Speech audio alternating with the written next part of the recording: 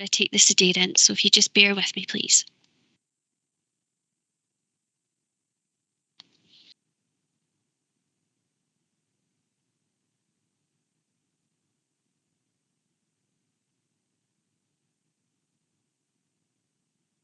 Okay, that's the meeting now recording. So I'm now going to take the sedation of the Equal Opportunities Forum on Wednesday, the 23rd of February 2022.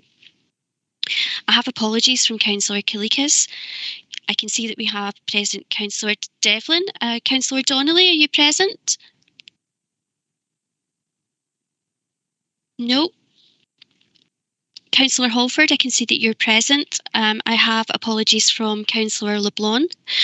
Also present, we have Councillors Razak and Loudon. Councillor Lowe, are you present? No. I also have apologies from Councillor McGuigan, and I can see that we have also present Councillor Thompson. We also have a number of officers present today, as well as trades union representation. So with that, I'll pass you back to the Chair to start today's business. Thank you, Chair. Thanks very much, Elizabeth Ann. So item number 1 is a declaration of interests. No, okay. Next in the agenda, minutes of previous meeting. Can we have that as an approved there? Somebody second that? I'll second it. Thanks very much there. Great, we'll move on to items for consideration and a few couple there and a presentation. So start, I think it's item 3, the report on mainstreaming equalities and diversity, finance and corporate resources. And I believe it's Alison Bell is going to speak to this. Go ahead, Alison. Thank you, Chair. As you say, this is the annual report on the mainstreaming equalities and diversity from finance and corporate. It is quite a long report because we have a kind of dual function, both from a service and a council point of view. So I would just like to ask the forum to approve the work that has been undertaken by finance and corporate in relation to mainstreaming equalities. It's been a wee while since we've been to the forum, but there's a lot of work has been undertaken. So I'm just going to run through. As you can see at paragraph 3 here, the Executive Director for Finance and Corporate is responsible for supporting and developing strategies to meet the Council's commitment and also the statutory duties on equality and diversity. And that's both with a resource point of view, so from finance and corporate point of view, but also council-wide. So there's a kind of a dual role there. And we also have responsibilities both as an employer and as a provider of services. So we've got that additional responsibilities there. Now, the public sector specific duties require us to do a number of things, and among them are outlined at 3.2, which is to eliminate unlawful discrimination, harassment and victimisation and other conduct that's prohibited by the Act, and the Act is the Equality Act of 2010. To advance equality of opportunity between people who share protected characteristics and those who don't, and to foster good relations between people who share protected characteristics and those who don't. So we do that in a variety of ways, and these are outlined in the report as we go through. A part of our responsibility is that we provide what's called a mainstreaming report, and this is required through the Scottish specific duties, which are different to the specific duties in England and Wales. So the first 4-year cycle of the specific duties finished in 2017. So we've kind of been doing quite a lot of work since then on our specific duties and mainstreaming equalities. Now, we just very recently published our mainstreaming equalities report, which takes us up to 2025. And within that, it outlines what we're going to do to meet our responsibilities. There's a review ongoing, and I've brought this to the forum before, on the Scottish specific duties, and that is still ongoing. So the Equality and Human Rights Commission and the Scottish Government are still reviewing the specific duties, and it's likely that there will be a review and changes, but they won't be available until the next full reporting period in 2025. So we have the specific duties as they are and we've had since 2015, I think it was. Our resource and service planning, we have equalities and diversity there as headline priorities throughout. And of note, within the resource plan, we do have some of our objectives are to be a lead partnership. So we do take that responsibility on, and we look at tackling the causes and effects of poverty and equality. And you'll hear a bit more later on from Rhonda Leith about the work of the community engagement team, which are part of the wider resource. We deliver effective employability services to support economic recovery. And again, you would think I had scripted this, but Tracy Blake is going to do a presentation on some of the successful employability programmes later on once I've finished. We embed equalities and workforce planning throughout the recovery from COVID. We've looked at that. We've had to make changes in the way that we deliver services and the way that employees have been working. We also have a responsibility to improve skills, flexibility and capability of the workforce. And we've done a few changes within that as well, including updates to equalities training, which I'll mention later in the report. Community engagement is a big part of making sure that we hear people's voices. And again, the community engagement team take on that role within the resource, and facilitating communication and consultation for the council also sits with finance and corporate resources. 4.2, the officers from the resource provide a lead and support roles to a number of equalities related working groups, and these are outlined at 4.2. I'm not going to go through all of them, but if anybody's got any questions about them, I can pick that up from you. 5.1 just outlines that, again, the ongoing COVID-19 responses have meant that we've had to change the way of working and also the service delivery, and a lot of online technology use. And as we go back to face-to-face, I think that's going to be a bit strange for some people, not seeing all the faces on a screen. So again, that's something else that we're going to have to look at. So at paragraph 6, it outlines what we've been doing to mainstream equalities. So one of the big things that we do here is to carry out a process of impact assessment, and that's outlined at 6.2. And you'll see that our online toolkit has approximately 918 assessments on it. And at the moment, we are doing a review of the online toolkit. Because there have been changes, we have new responsibilities that we are looking to integrate into the online toolkit, and that includes the Fairer Scotland duty. So that's looking at potentially inequalities, and it's the other side of the equality picture. So we're going to look at that and to implement the Fairer Scotland duty. As well as that, as we're doing the review of the online toolkit, we're also looking at the introduction of children's rights, if that subsequently goes through the Parliament, and also at human rights legislation as well. So we're going to try to incorporate that into a suite of impact assessment tools. So it's quite early in the process, but it's something we're hoping to get started very early in the next financial year. So we'll keep you posted around that. As the lead resource for equalities, we also ask each of the resources to outline what they're going to do to mainstream equalities and what their commitments are. And that's seen through equalities being a standing item on the resource management team meetings, the senior management team meetings, and at joint consultative committees as well. And each of the resources bring a report to the forum on a regular basis, so the work can be seen there as well. As well as leading on the mainstreaming framework for the council, the resource also addresses its own mainstreaming issues within the service areas of finance and corporate, and some of the work is outlined in the paragraphs below. So from 6.4 through. Administration and legal services, I'm quite sure that members will be aware that a lot of support is given to members to help with the decision-making processes.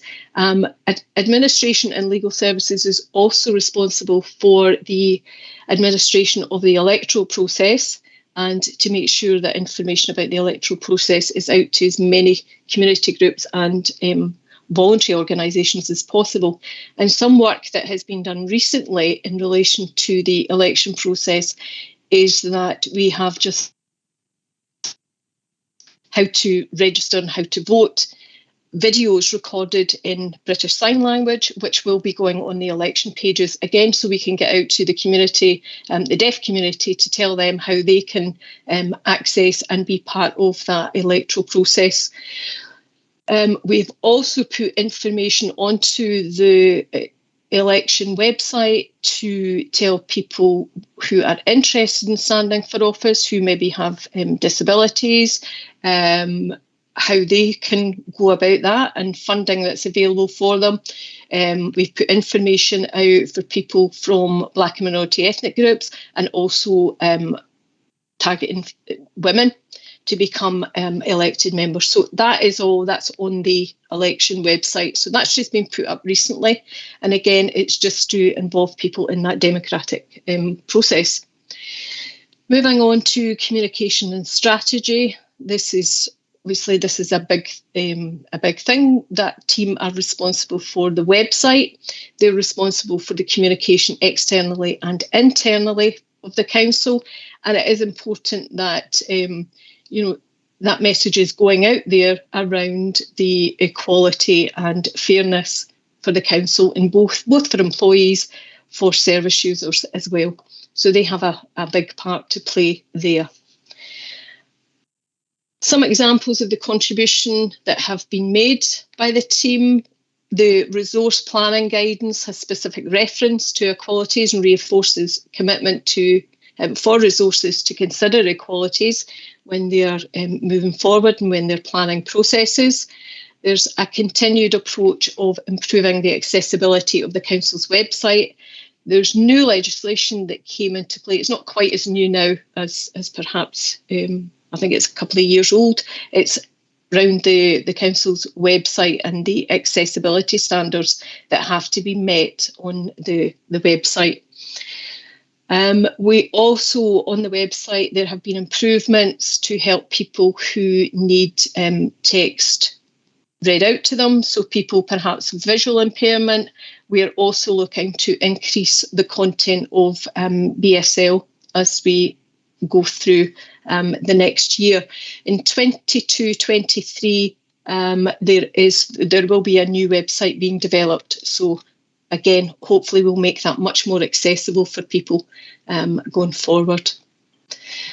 At 6.6, consultation, involvement, engagement. That is a big part of what we're doing. And again, the community engagement team are very active in this field. And Rhonda will tell us more about the work of the team just quite shortly. Some of the activities to note from the community engagement team at 662. There was a development session with the Community Planning Partnership Board, and that was looking at communities of interest, which gave people a voice and helped them to give them a chance to learn and identify how to support the new Scots who are moving into South Lanarkshire. It also gave an opportunity for older people and the deaf community to make their views known. I took part in one of these sessions and I think it was very well received. Again, it's about making sure that people are involved and not just it's not lip service, it's about hearing what people are saying.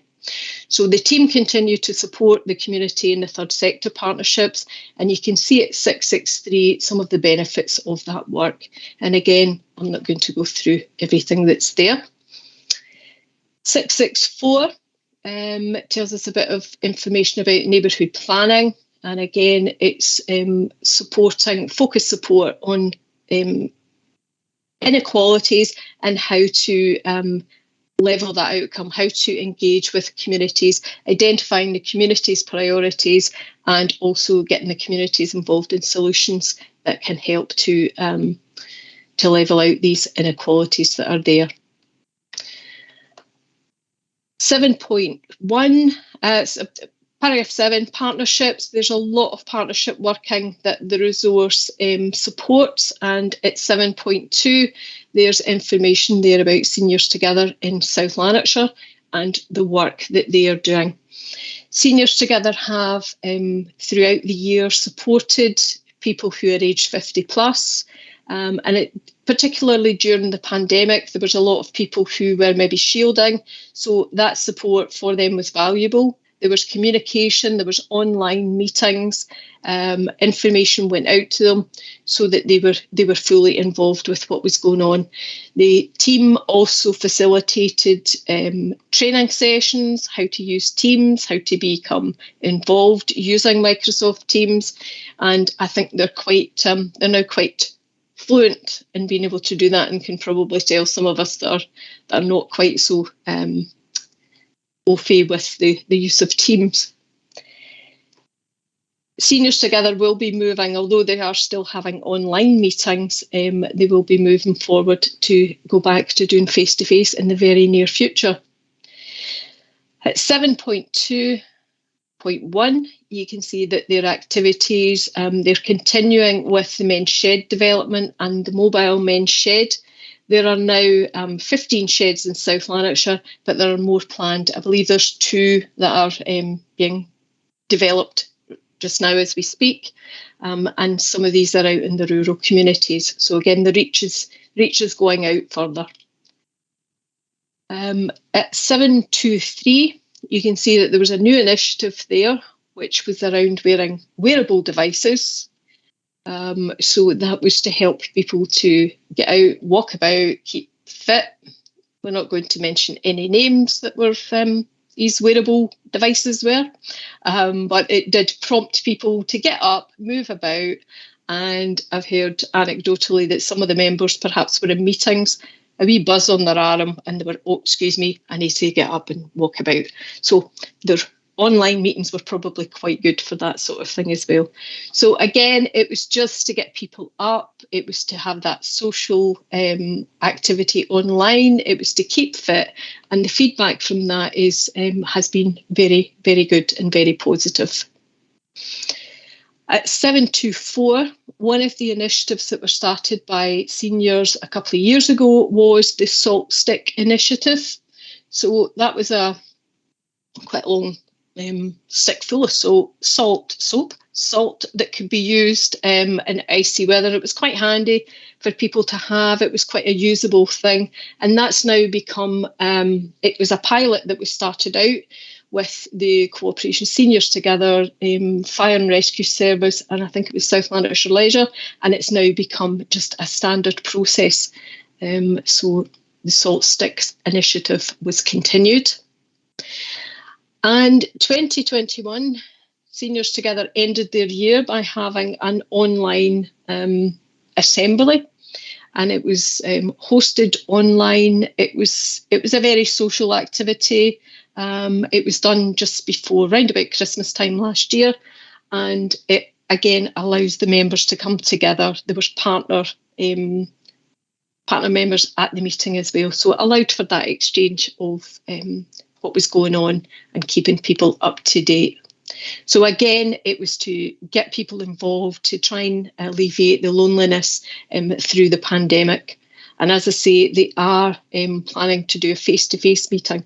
And the first one of them is planned for April this year. So hopefully all going well, then that should be taking place.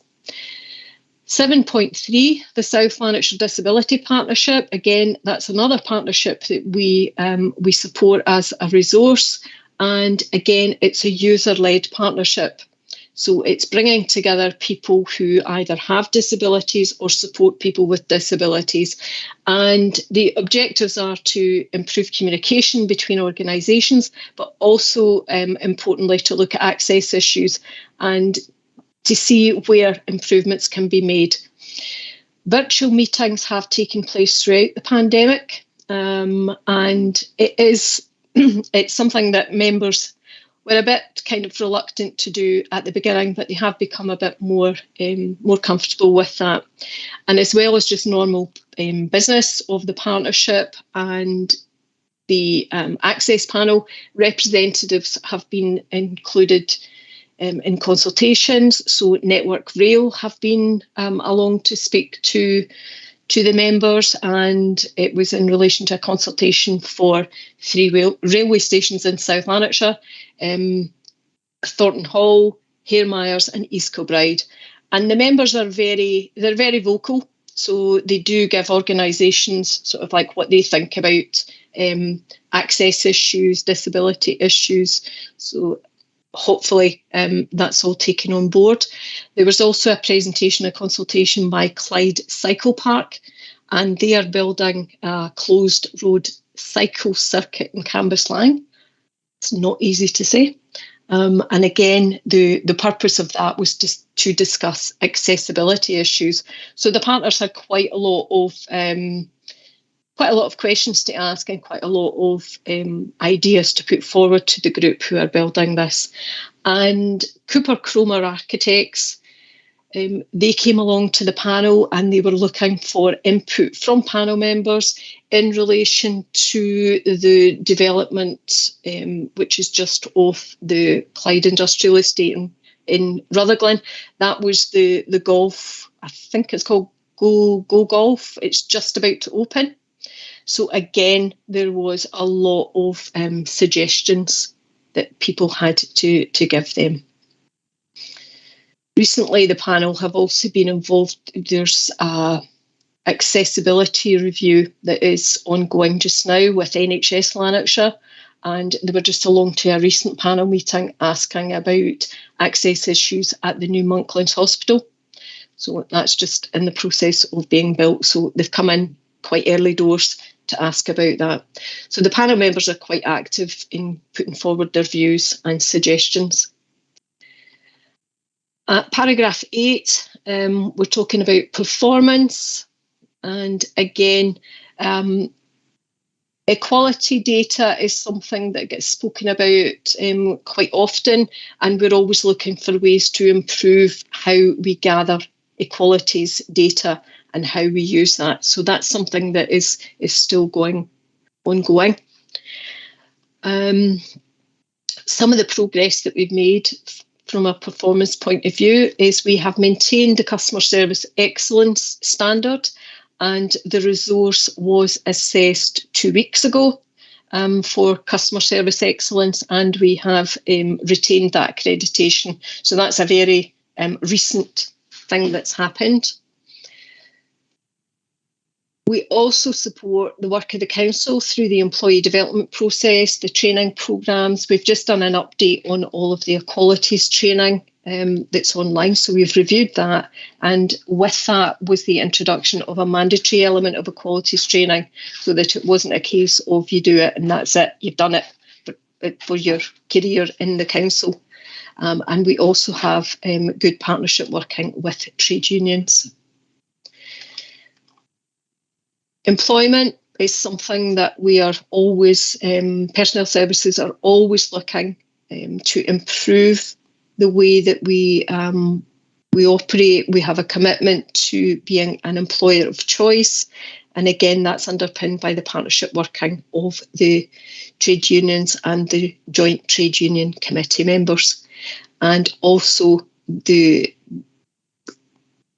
trade union members make a commitment to the Equality and Diversity Working Group, which is a group that has representation from all of the council resources. So again, there is that commitment to equality there. Equal pay is obviously something that is always a focus.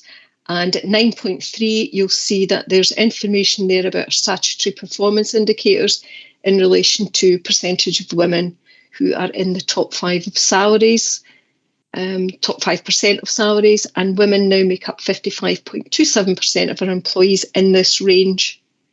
And you'll see in paragraph 9.3 The increase in these figures is due to a significant number of females who have received increments or have been regraded and or promoted.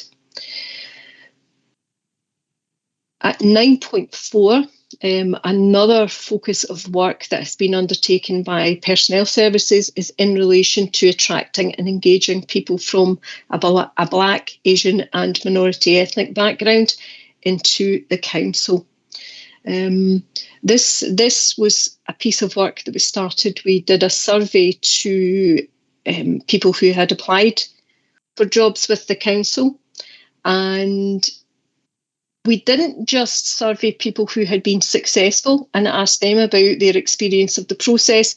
We also extended that and we asked people who had been unsuccessful.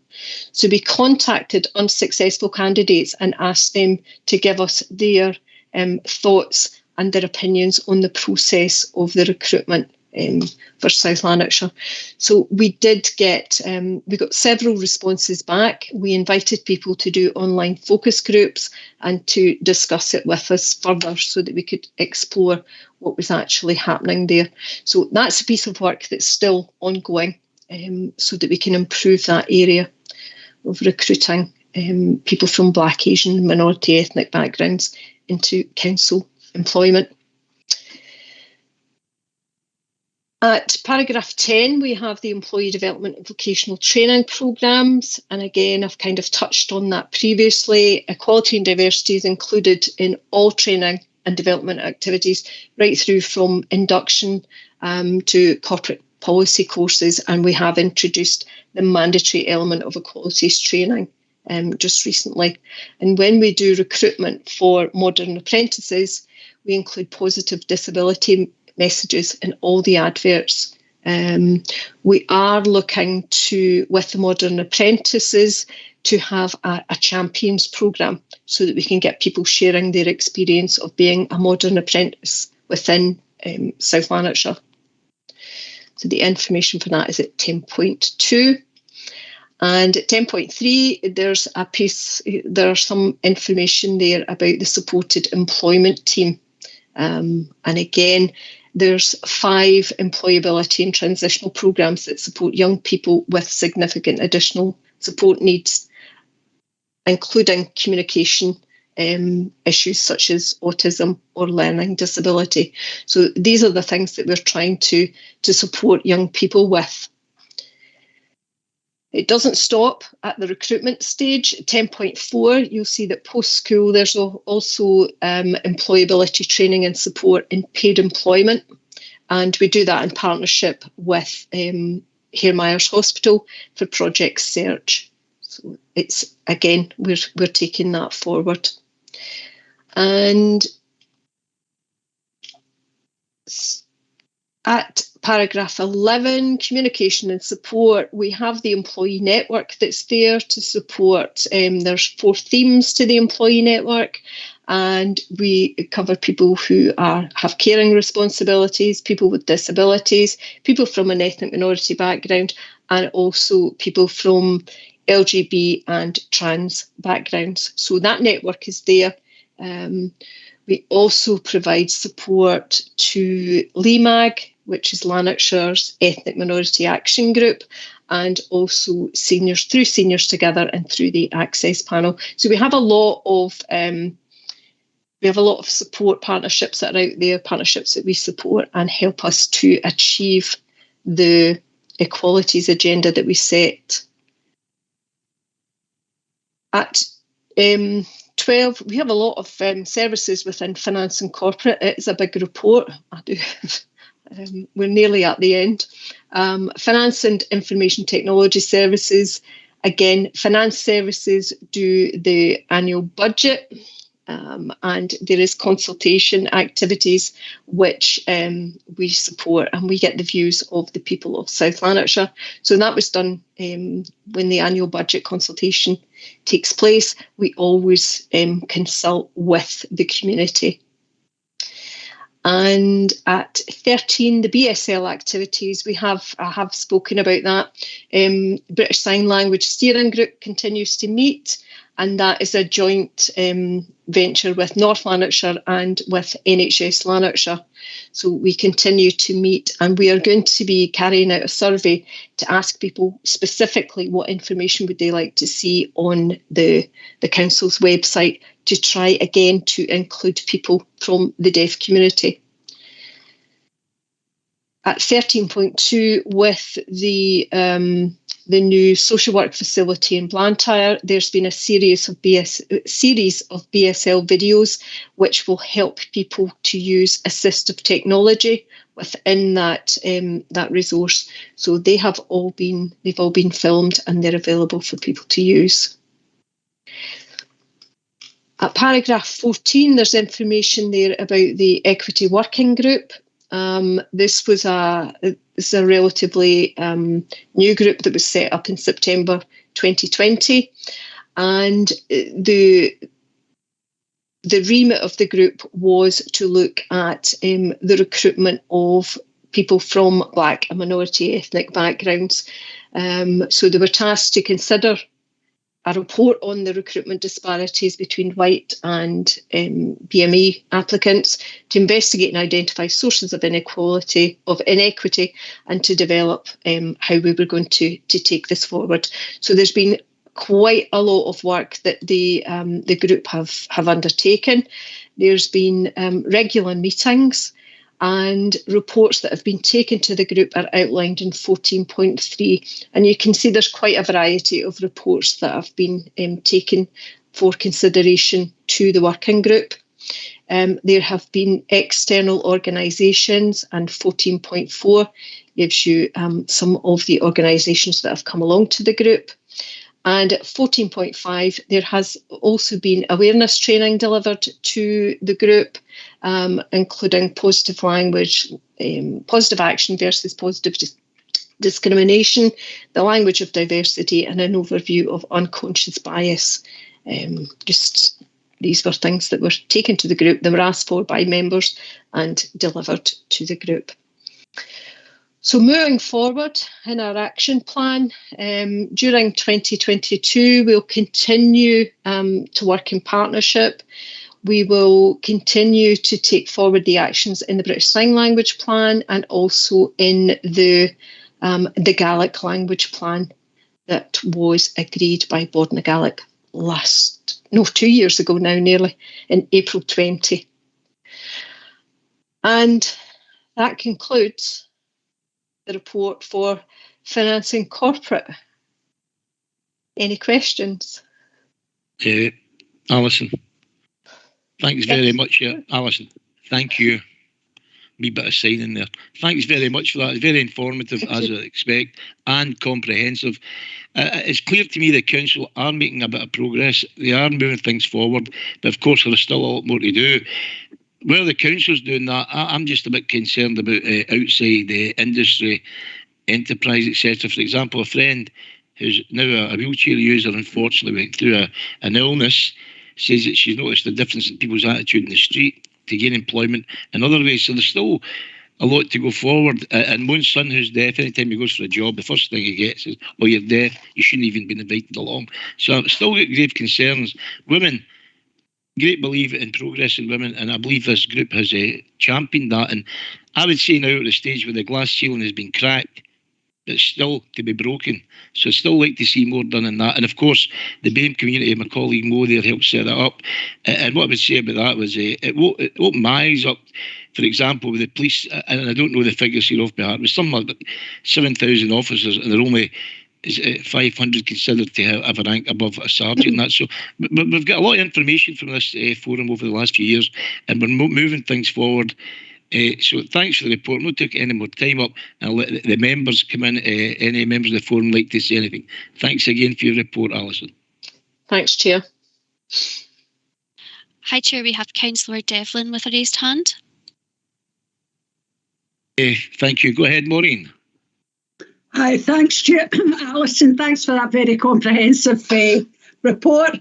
I'm sure it must have been a nightmare to put together. Takes a wee while. There's a few things that I want to go over. I hope you don't mind, Chair, if I just ask them all together. first of all, the seniors together. I think that's really, really good that their numbers have increased. And once we go back to a normal life, I would hate to see it reduced.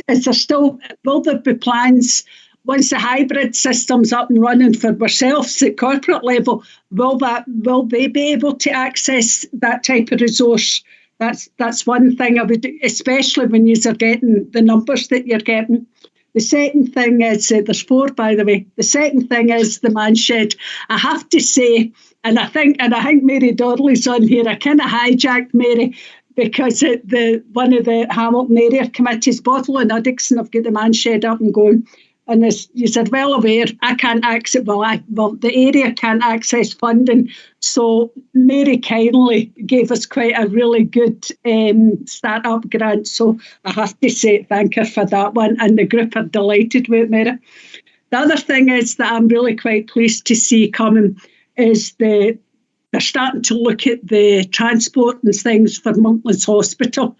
And this is a personal statement. I cannot believe we're putting that hospital out in the boondocks because you cannot access it at all. You need a car, either that or it's a fortnight's holiday to get for an outpatient clinic. I think it's appalling, but that's a personal thing. And I'm not saying anything here that I haven't said to Jim McGuigan that's on the board. I just think it's terrible. I really do. What I just wanted to ask a question is probably more okay, and it is good to see that the equal pay for females is going up in the salary range. But you and I both know, okay, we still have a big percentage of our staff that are on the lower pay grades. When you're talking, what type of jobs are that, and does education come into that with all the pay rises and stuff like that? Thanks for allowing me. Thanks, Chair. Thanks, sir. Anybody want to respond there? Chair, I think Kay wants to come in. Okay, Kay, on you go. I was being polite, Chair, put my hand up.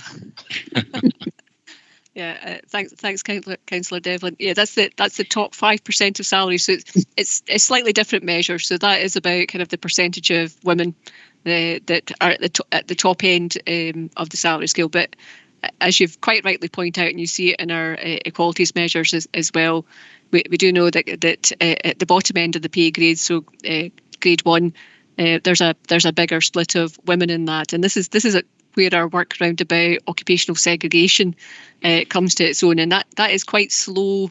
It's quite a slow burn, really. So it's about changing the balance of men and women in roles across the piece. We have been improving year on year, but you're relying then on a turnover of staff and bringing in a more balanced workforce. So, yeah, absolutely still work in progress. And Alison's outlined an awful lot of work that's been done within the mainstreaming report there.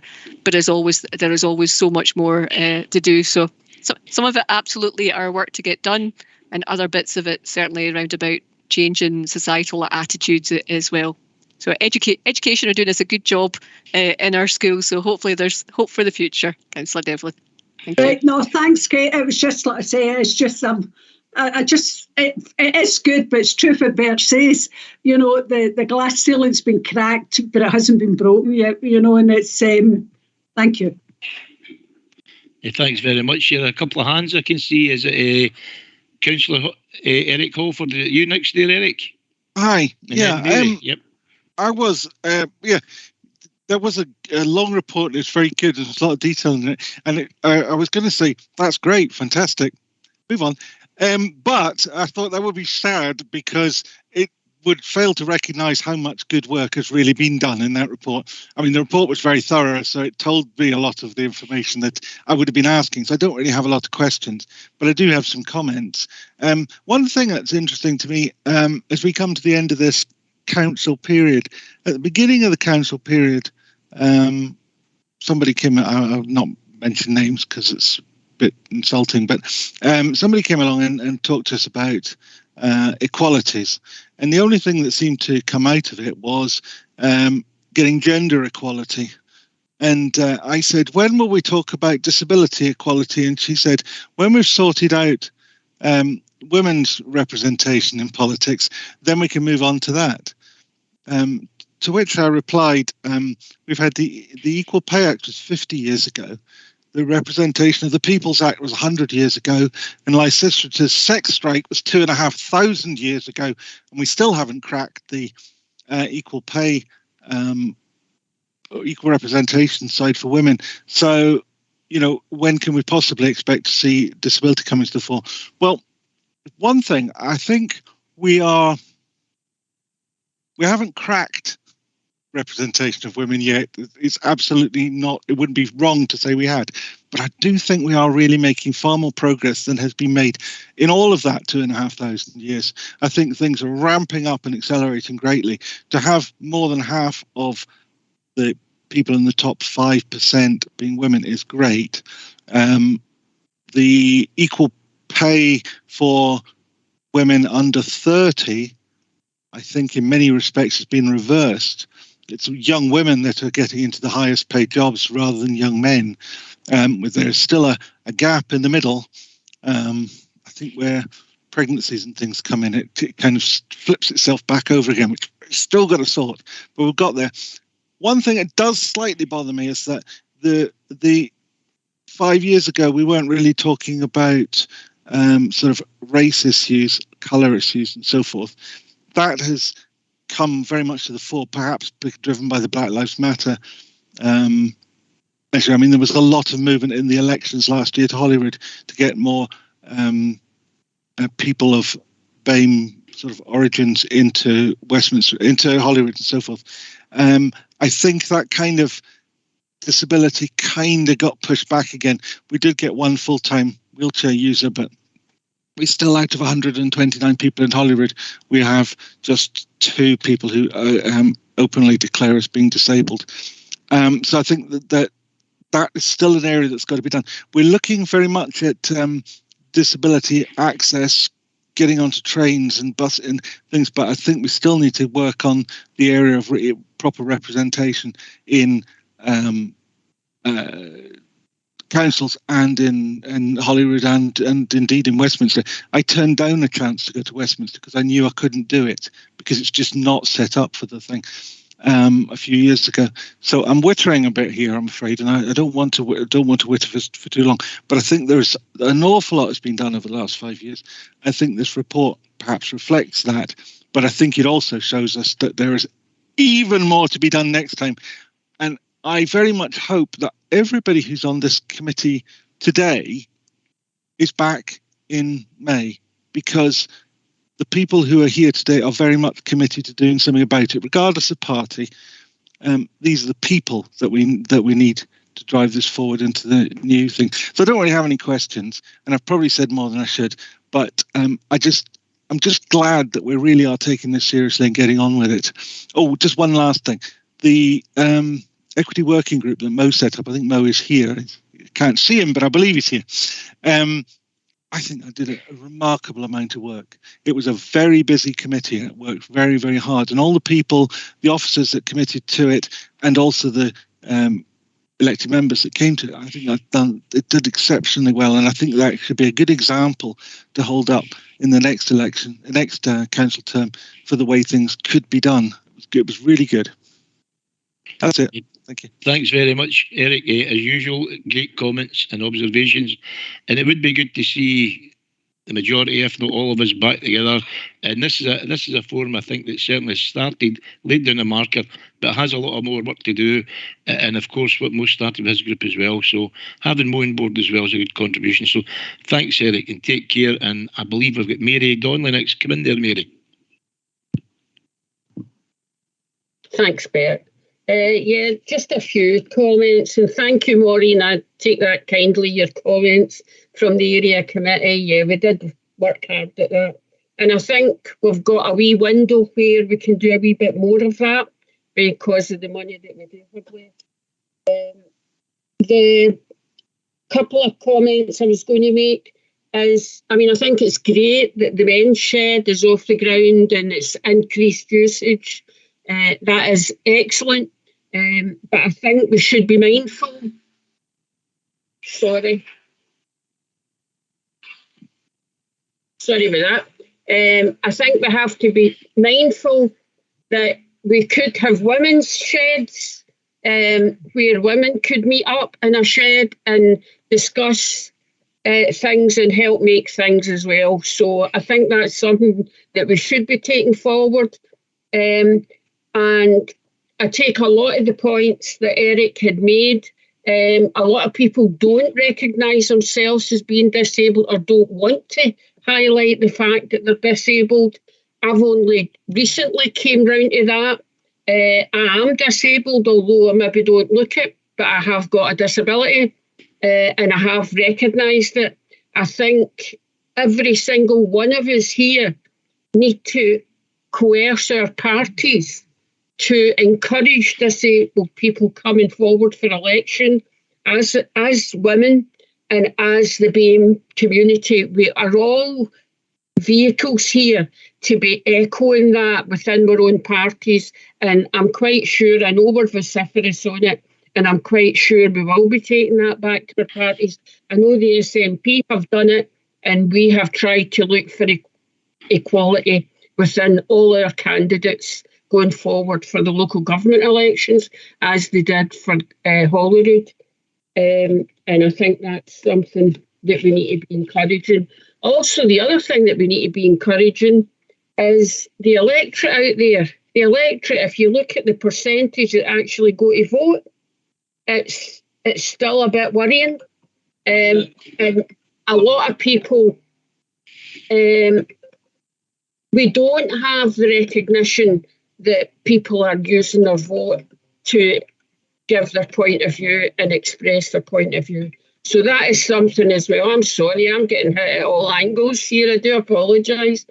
And I think that's something going forward that we should be looking within our own parties, how we can encourage the public to participate in the democracy of having a say in the affairs of the local government and Scottish level and Westminster.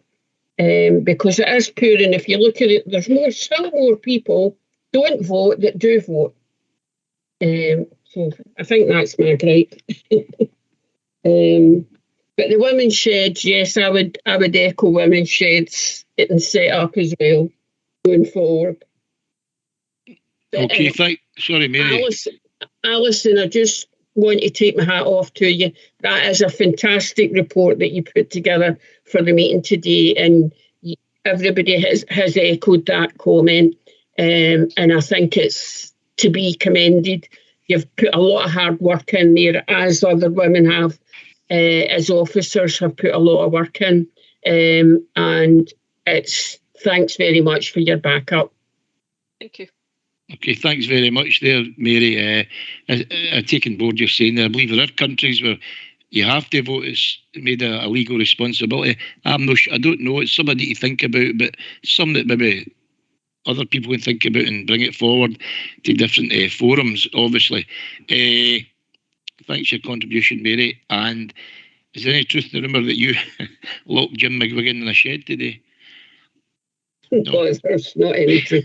But there was one more thing that I just remembered. Right, I don't know who's responsible for this, but the BSL, I have noticed when it's going up, when people are speaking, I'm losing the thread of what it is I'm talking about. But the thread, when people are speaking, sometimes it's not as sharp. I don't know if that's us speaking and I'm not clear, but the words have not been correct. That's actually come up in the subtitles. That's it. The subtitles have not been right. And people, if they are deaf and they are trying to get the thread of what is actually being said, they may not get, they're having to work extra hard, which is more harder than the hearing person. And that is not acceptable, I don't think. So I think we need to sharpen up on that. And I thought I would speak up for them at the moment. No, it's a good point, Mary. Something that's certainly worth looking into. I know my personal experience, my son is deaf. People will shout at him. They can be shouting, they can hear, but they can shout as loud as they want. He's never going to hear. But it's just my own personal experience. Well, thanks for your contribution again, Mary. And are there any more hands, Elizabeth? I think Alison might want to come in that point, Chair. Okay, Alison, go ahead. Yep, thank you. It's just to say that the captions for BSL films, we've just done, as I said, the ones for the how to vote and how to register for vote, and we have got it captioned. So we've got the subtitles and we've also got a voiceover. However, a lot of people who have BSL as their first language, they're not interested in the captions because it's a distraction for them. So if people are BSL users, they'll be looking at the signer. So we have kind of like taken that on board, and it's kind of, it doesn't really matter, but it does help for people who are hard of hearing. You're absolutely right to bring that up. And can I just say, Councillor Devlin, on the comment that you made around the Hare Myers Hospital, there's going to be 2 public consultation events.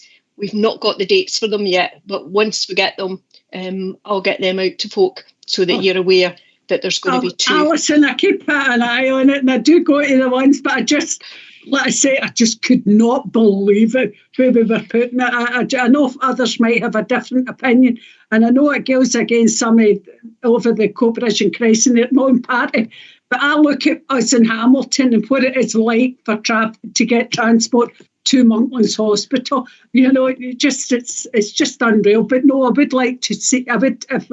Thanks. Okay. Bert, can I come in on that? Certainly, on you go, Mary. Just quickly, because I think Maureen's absolutely 100% correct. Why put a hospital, realign a hospital, and the public transport's not going to go in with it? The infrastructure needs to go with it. So it'd be interesting to see if that is happening. Is there going to be a bus route to go to the hospital that's going to be realigned or repositioned? So Maureen's obviously want to come in there, but it's a good question to ask. Yeah, certainly.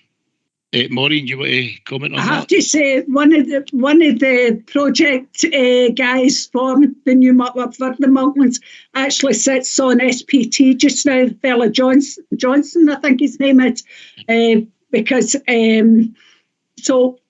so I'm kind of hoping whatever next time round, once everything does happen, that whoever, doesn't matter what party it is that is on SPT from South Lanarkshire, they let their voices know that there has to be a good transport system back and forth to it. Now, they're wanting us to keep out our cars, and the only way to achieve that is a decent public transport system. But that's another argument. But no, I do actually monitor this because, like I say, I'm absolutely devastated where it is.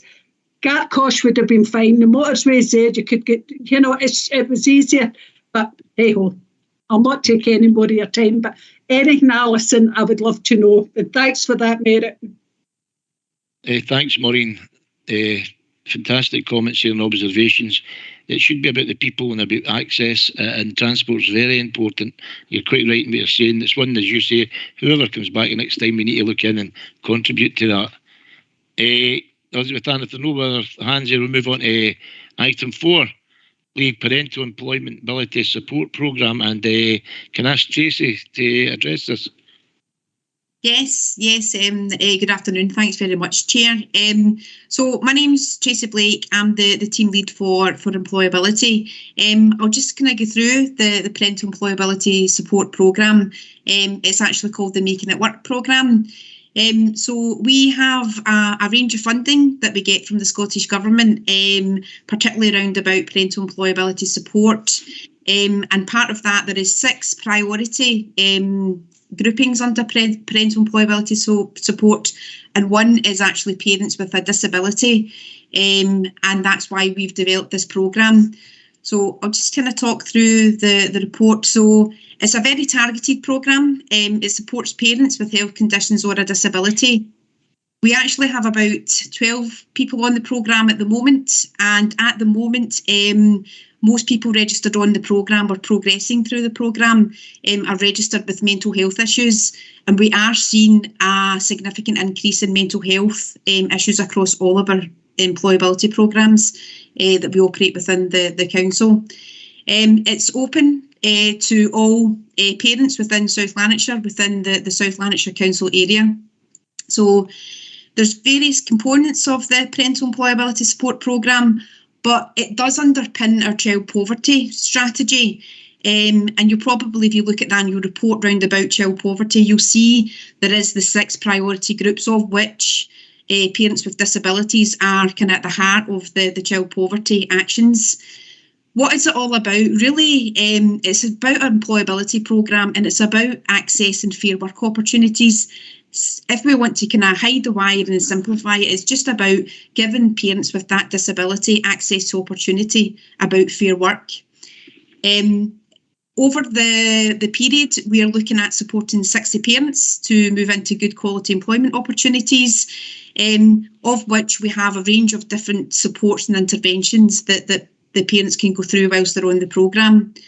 So what we're actually finding is that COVID-19 has significantly adversely impacted on parents struggling, whether it be financial struggles, or obviously one of the biggest issues that we're facing at the moment is financial and health related matters. That is one of the key issues that's coming through. And also as well, we've had a couple, I think out of the 12 started to date, we have probably 2 accessing some childcare.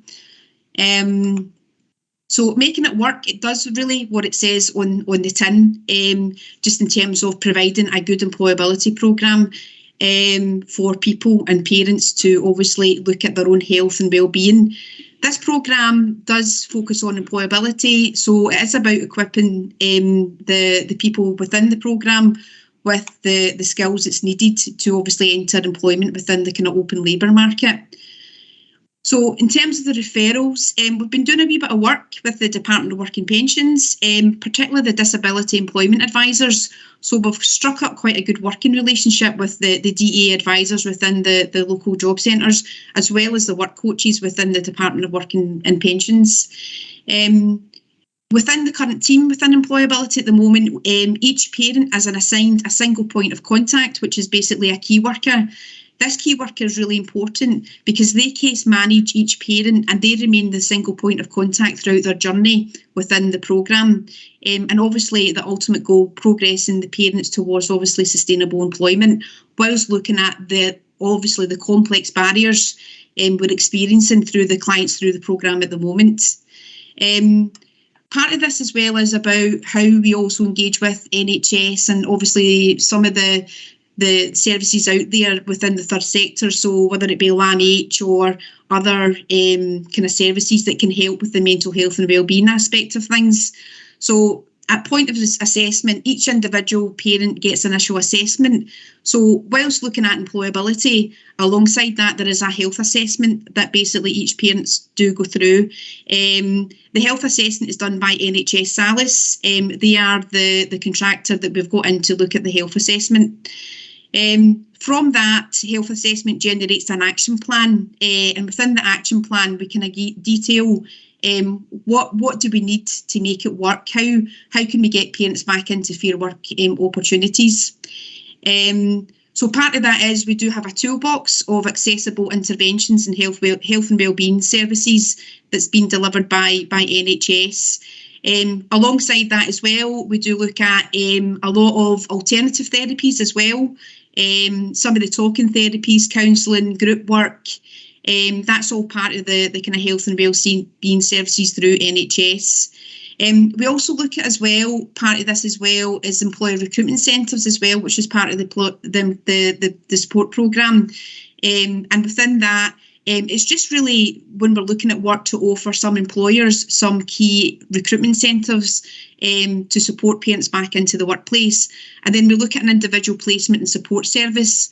We do that in partnership with the DWP, Disability Employment Advisors, and that's part of the kind of Access to Work programme as well. So that's all kind of interwoven and integrated within the programme.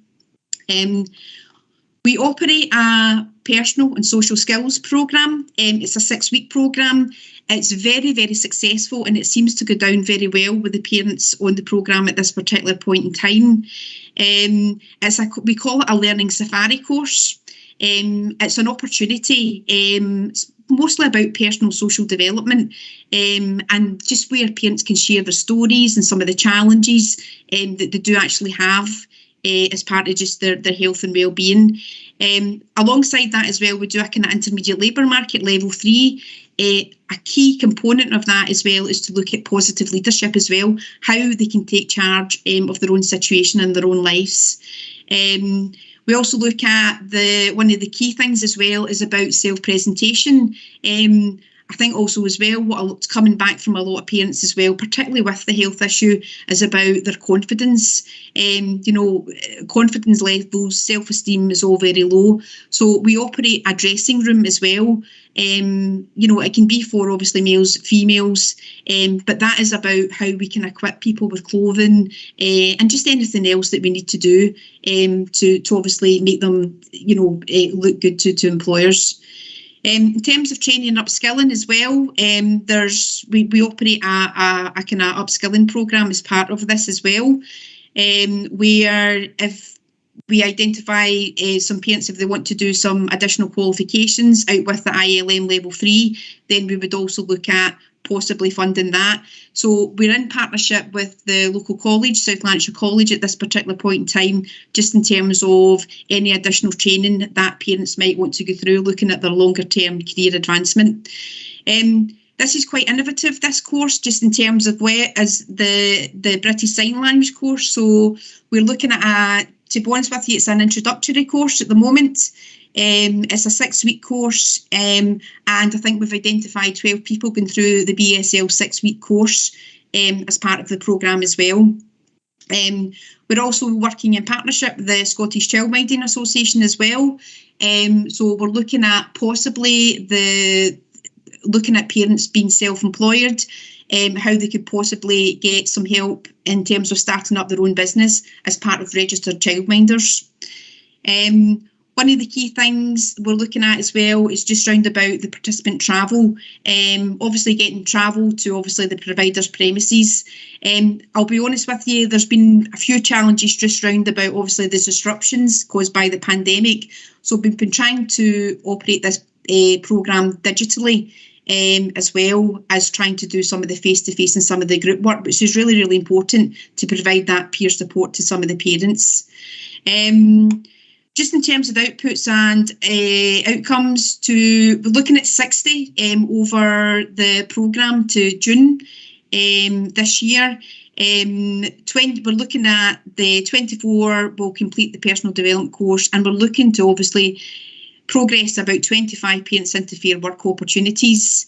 In terms of success to date, we've engaged with 12 registered up until December last year, of which 10 have completed the personal development course and 8 have completed the ILM level 3. To date, we only actually have 1 that's actually went into a job. The job that went into is actually with NHS, which is part of our wider employer engagement activity. And we've got 12 participants who have actually registered to start with the BSL qualification. And we're also looking at further help and support if they want to do additional training through the South Lanarkshire College. There has been a few challenges throughout the programme just due to lockdown and restrictions. Things are looking a bit better now that we can obviously go back into working in the offices, and we can do a bit more group work with the parents as much as possible. Alongside all this, we are obviously still engaging with the clients through NHS Salus, making sure that we do obviously address some of their concerns around about their whole health and wellbeing and some of the disabilities that we're basically seeing.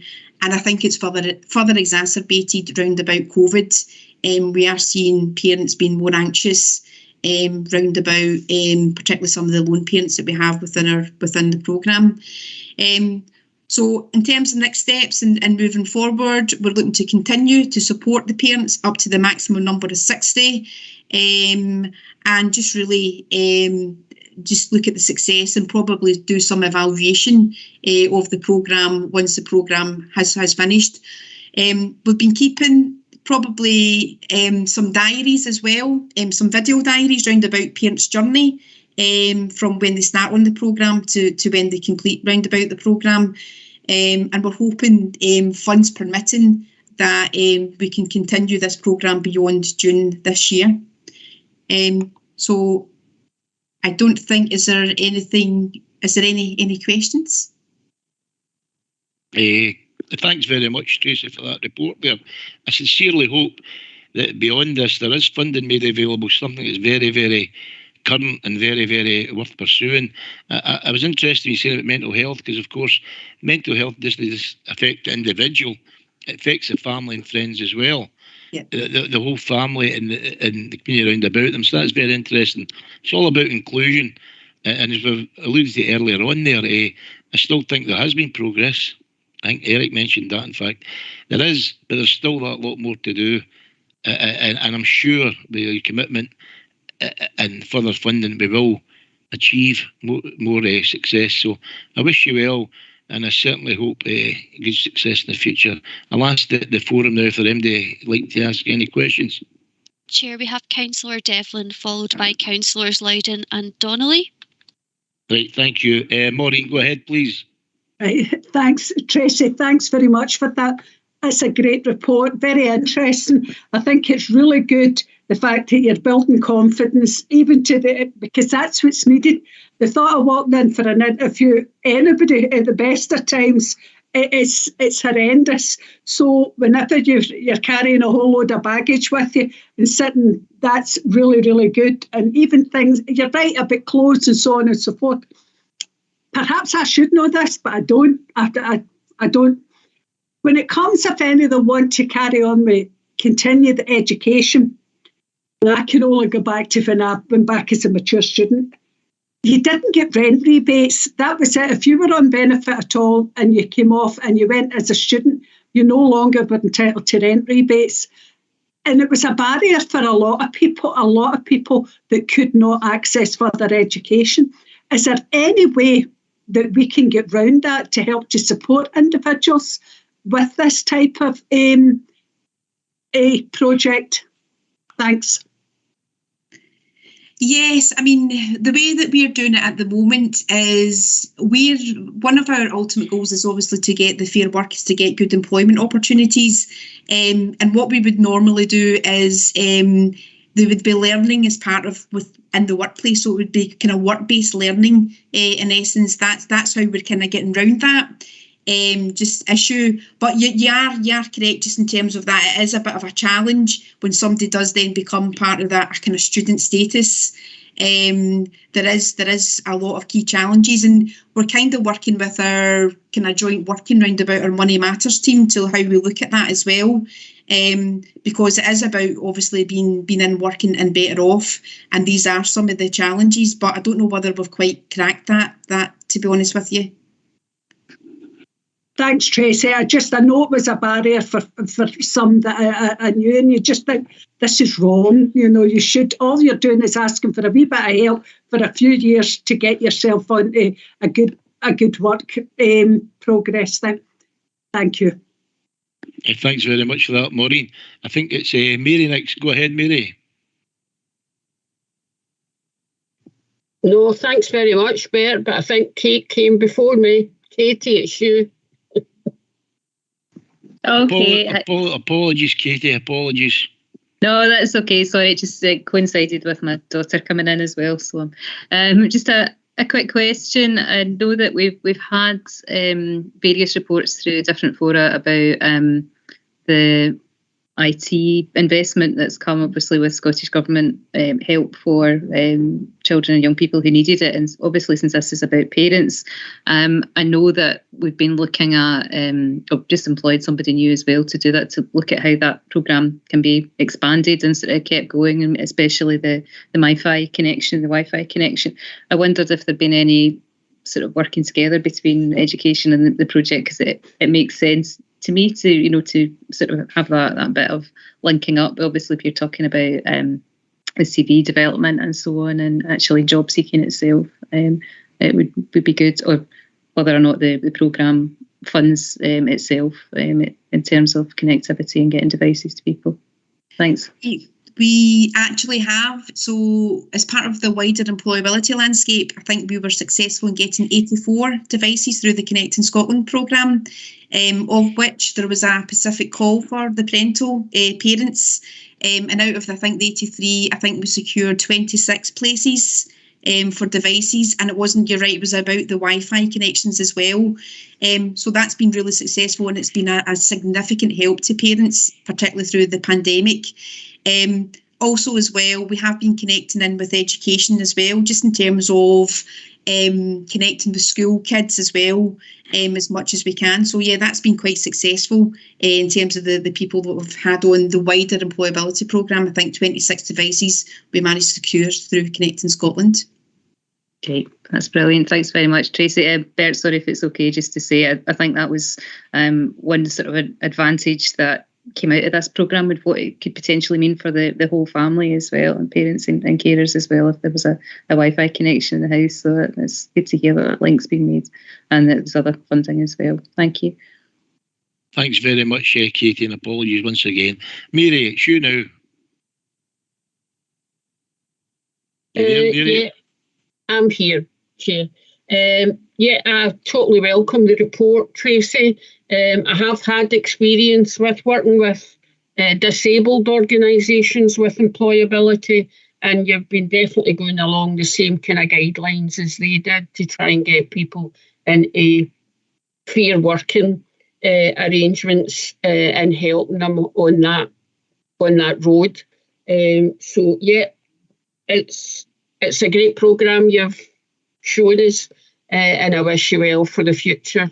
And the people that join up to the programme, I wish them well in their studying and getting a positive destination as well out of it. Okay, thanks, Mary. Any other hands up there?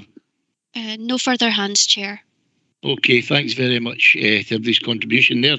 We'll move on. I think it's the community engagement, a presentation by, if I just check here and make sure. That's Rhonda, Chair. I've omitted the name, but I know you're there. If you carry on the presentation, please. Thank you. Thank you very much, Chair, and thanks for the invite to come along and speak to the forum today as well. So I'm just going to attempt to share my screen. Can you let me know you can see the slides? Yes, I've got them. That's great, thank you. So here to talk about the work of the community engagement team, and what we're going to cover is briefly the kind of three main areas of the main areas of work that we're involved in as a team, and then we'll have a look at some of the methods that we use for this work and how that attempts to promote equal opportunities for people to take part in it, and then a very brief look at some of the standards that we have, that we hold ourselves to. So first of all, main areas of work. This is probably one of our largest areas around planning and development activity. So community planning and community development. We've been very involved in engagement activity around the new council and community plans, which I know that as elected members, you're all very aware of the work that's been going on there. Large scale engagement activity there, probably largest that we've managed so far in South Lanarkshire, and very keen to make sure that that's not a consultation in the traditional way that you would have expected it, but it is about engagement and is that part of an ongoing dialogue. So we're looking to continue that conversation that we've had with people to set priorities, to check that we're getting the priorities right, and to work with them to help those people in our communities to act towards those priorities, as well as us as services delivering upon them. Another huge piece of work for us is around neighbourhood planning. So it's really intensive work. We work at local levels, and again, I know many of you are involved in this through your own wards. And again, it's about an ongoing dialogue. With neighbourhood planning, we're very much thinking about equality of opportunity and equality of outcome. So we're trying to support people with the opportunity to get involved in their area, to get involved in making sure that their voice is heard and local priorities are understood. And also as a result of that there's change and that there's outcomes that are being improved within the areas. It's very, very key to it that it must lead to actions. It can't just be a talking shop, because then we begin to lose people and we begin to lose their confidence in what we're achieving. Another area of work that we're looking to get people involved in is through participatory budgeting. So my team have a small budget for a place-based programme for this. It's about £43,000 for the year, so it is a small budget, but that supports the priorities that have been identified through neighbourhood planning. And we work with our communities and with the groups within them to decide how they want to deliver a PB process. And I'm going to say PB, please don't ask me to keep saying the full thing, because it's a bit of a mouthful. So every single area will have a different process, and that will be agreed by the community, and it will be run and delivered, and then it will support small projects within their area using that budget. We also work across the council to help with the implementation of the mainstream PB processes, and thinking about the skills that we have within my team working with people. How can we upskill across the council so that other areas are confident and able to deliver their own processes with larger pots of money and a much kind of bigger scale about service delivery. And we can help with advice, and we can help with designing these processes, and we can help make sure that people are confident in what they're doing and working with communities. Key area for development for us is thinking about lived experience. How do we really bring through the voices of people? And that includes what we call seldom heard voices. You know, people who traditionally perhaps weren't really involved in consultation work and weren't really at the forefront of all of the conversations that are going on. How do we find ways for them to be heard and to be part of it? So one of the examples that we've got is through the Community Planning Partnership. There's a very small fund of money there. It's about £5,000 each year. And they call that the Lived Experience Fund. Use that to give very small grants of up to £500 to organisations and groups who are working really closely with people to talk to them and to hold events in normal circumstances, or over the last year or two they've been doing some really kind of quite innovative online work when it's not been possible to do that, but to be able to feed their voices back and make sure they're involved. We've also got a lot of responsibility around the local child poverty action report, which I know Tracy had mentioned, and employability is a big part of that. But we're looking at how do we make sure this lived experience voice is really heard strongly in work like that, that's targeted towards people that would benefit most, and that we really should be supporting more to help access services and support. And again, thinking about the wider engagement activity across the council and how do we support other resources and other services to be confident in doing the same thing. We've got a policy responsibility as well. So within the team, we lead on the work to tackle poverty. That doesn't mean that we do the work to tackle poverty. That is spread across the entire council and across the entire partnership. But our responsibility is to make sure that that's being coordinated and make sure that it's happening as effectively as possible, and that we're keeping up pace with changes and innovation. And again, the key thing in all of this work is to make sure that inequalities are at the forefront of our thinking, and back to that idea about equality of opportunity and equality of outcome and what we're trying to achieve around all of this work. So some of the methods that we use. It's a really, really vital point for us to think that the methods that we have when we're thinking about engagement have to fit the purpose of the engagement and the people that we need to talk to. So we don't have a one-size-fits-all. I'm not going to tell you this is what we do and this is it. Every time that we go out for some engagement activity, we're thinking about the best way to hold that conversation with people. And different people respond to different methods. So we've had some good examples of that during the pandemic, where some of the things we might have shied away from traditionally, for example, holding online meetings, because we know that not everybody's able to access online meetings for a whole range of reasons, whether it's because of difficulty connecting to Wi-Fi because of where they live, whether it's financial, whether it's due to skills. Actually, for some people, we realise this is a better way to communicate. So examples would be maybe parents who've got small children and they might not have childcare in an evening to come out, but they can log on to a meeting like this one and they can participate and they can hear what's going on. And if they do have a difficulty with their child, they can mute themselves and, kind of go and deal with that. But again, there are or other people where digital still excludes them. So that's just one example. We consider what are we wanting to talk to people about, where can we find them, and then from that, what's the best way to reach them. Give you an example of it. So this is a slide that most of you will probably have seen before, because this is some of the examples that we've used around the engagement for the new council and community plans. So we're thinking about all of the different ways that we can let people know that this is happening, and all of the different ways that we can give them an opportunity to come back to us. And the main one obviously was our survey with open-ended questions. And we had that survey online. And for a lot of people, that's great. They will log online, they will complete the survey, they will tell us what they think, and that's fantastic. We also had it in paper form available to people, so that if they weren't comfortable online, they were able to fill it in paper.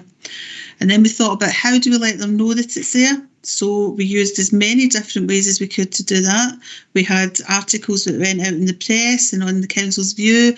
We had our partners across the partnership sharing as widely as possible with social media posts. Again, thinking not everybody's online, not everybody buys newspapers, posters, postcards, what can we put up where people are? Where's there digital display screens across South Lanarkshire?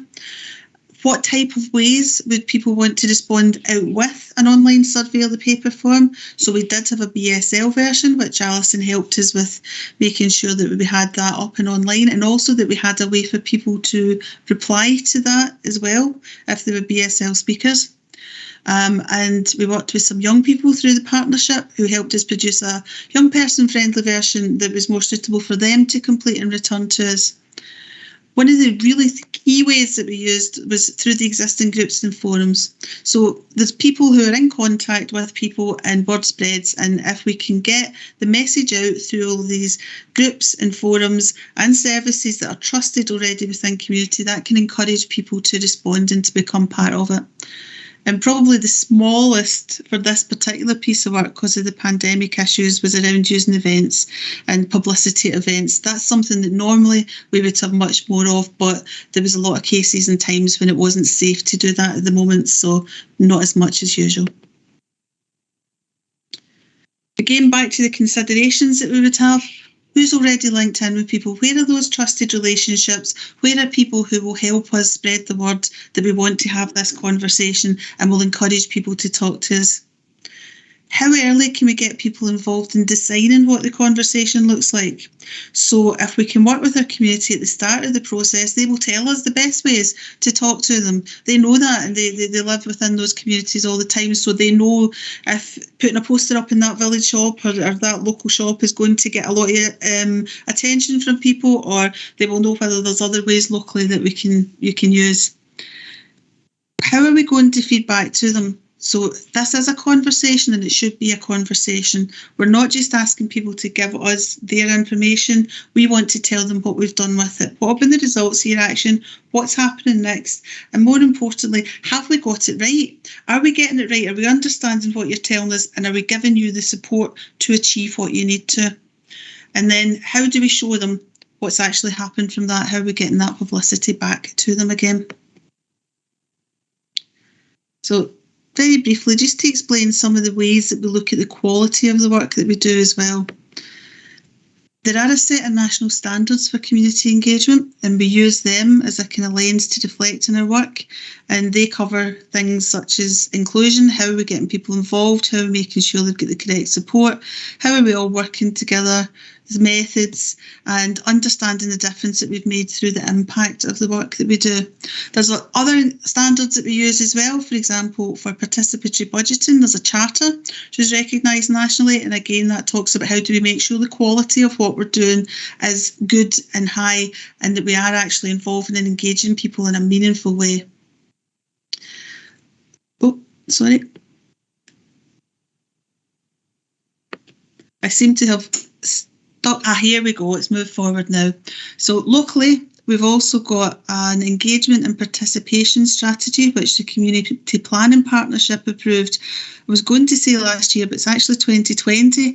Time's moving on quickly. But we worked with community groups on this, and there's a set of standards in there that we agreed, and you'll see they reflect the type of things that we're talking about through the national standards, but making sure that people are involved and engaged, trying to make sure that the information we're giving them is clear, it's simple, it's really understandable for them.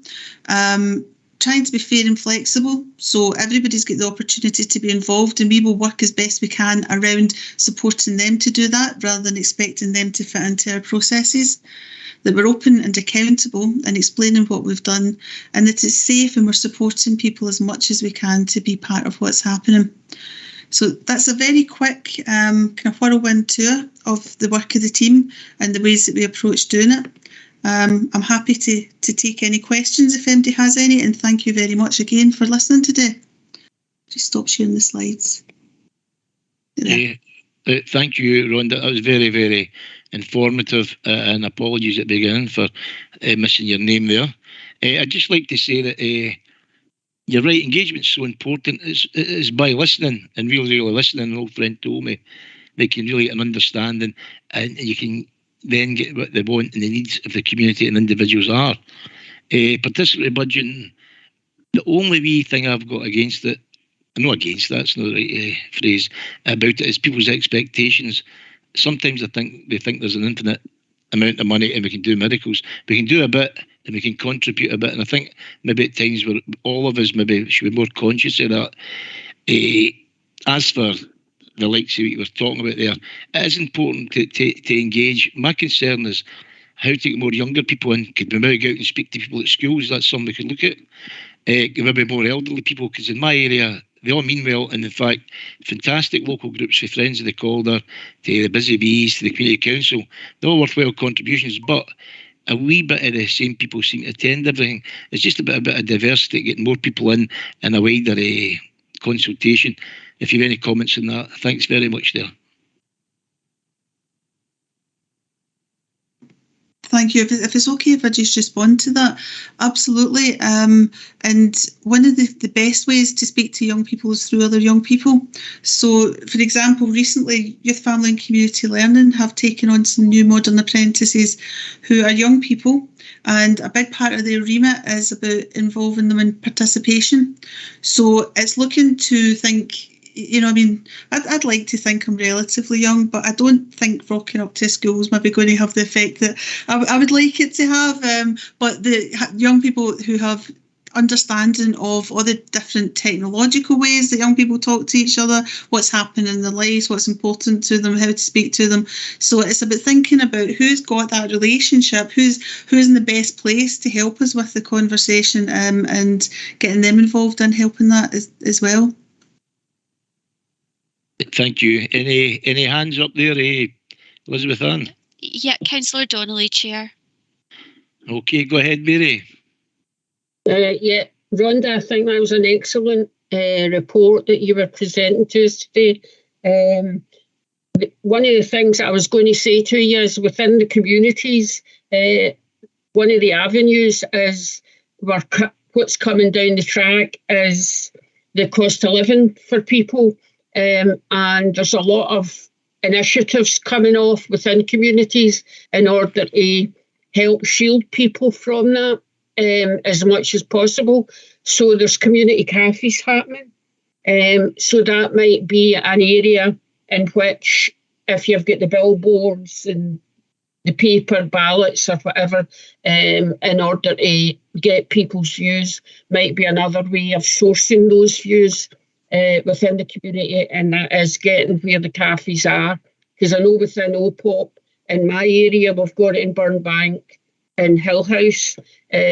So, and you might have it in Spring Hall and in other areas. So that would be really excellent to tap into that, because there's groups there operating that would be ready to give views, I would imagine. But I know the Hill House one would participate in that and give their views going forward. Just an idea. Thanks, Rhonda. Thanks very much, Mary. Anybody else? Anybody want any comments or anything they want in there? Is that us? I don't see any further hands, Chair. Okay, I'll bring the meeting to an end. I've no urgent business. Just as a repeat for the beginning there, good luck to everybody in the next few months, and a big thanks for all your observations, comments and contributions. It's been a great forum, and thanks for letting me chair it here. So thanks very much and goodbye. A big thanks to the chair. Thank you. Thanks very much, Thank Chair. you.